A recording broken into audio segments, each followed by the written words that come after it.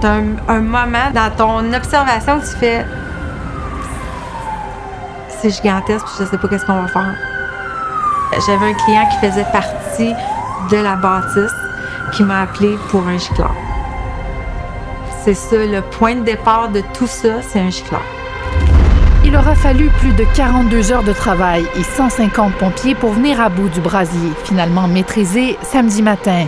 Un travail colossal pour tenter de sauver l'immeuble patrimonial qui abritait aussi une importante salle de spectacle. Là, les pompiers partent, ils te remettent comme la responsabilité de la bâtisse, puis ils te disent carrément, là, je te remets la responsabilité de la bâtisse. Eux autres, une fois qu'ils ont fini puis ils s'en vont, ils te font signer un papier, t'es rendu responsable. Fait que je dis, OK, je signe le papier.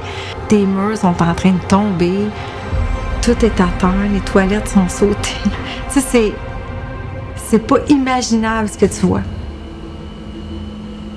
Techniquement, les tâches qu'il y avait à faire, c'était de démolir la bâtisse. L'intérieur, touchait pas au mur extérieur, puis la toiture. Et la toiture, la défaire et la refaire temporairement pour qu'elle passe le temps que les travaux de reconstruction soient autorisés. «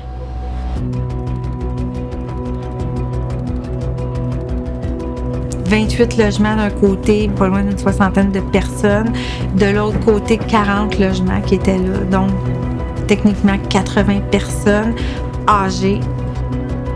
Tu sais, je les voyais, ces gens-là, découragés, pleurer. On a monté au 5e étage quand j'ai fait la visite avec ces gens-là. Quand on est arrivé au 5e étage, il n'y avait pas de toit, là. C'était une grande terrasse, là. Mais il y avait des gens là, qui disaient « c'est mon logement ».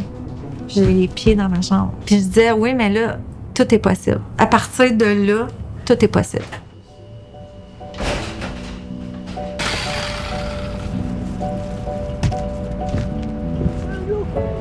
La panique du vider le contenu, ça a duré plus qu'une semaine parce qu'il y avait beaucoup de monde. Fait que juste de vider le contenu ici, j'ai passé juin, juillet là-dessus, certainement.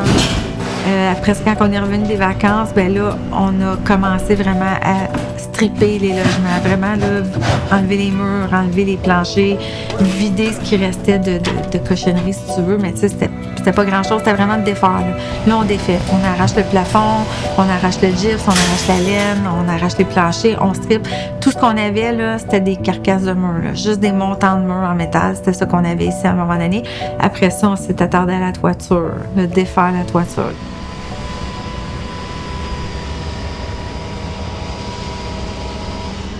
Ce bâtiment-là, avant, c'était un couvent.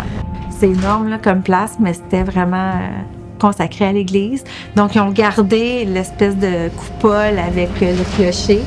Puis, ça a été transformé au fil des années en logement social pour la coop, puis en résidence de personnes âgées pour l'autre section. Et le milieu a gardé une vocation plus artistique qui appartient à la Ville de Montréal.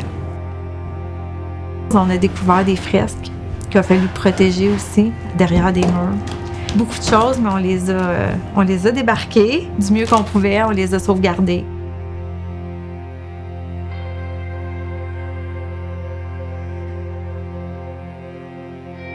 On va faire partie un petit peu de l'histoire parce que ce bâtiment-là va perdurer dans le temps, là, on s'entend. Il y a aussi tout le fait que je pense que tout le monde a entendu parler de la chapelle du Bon Pasteur qui brûlait.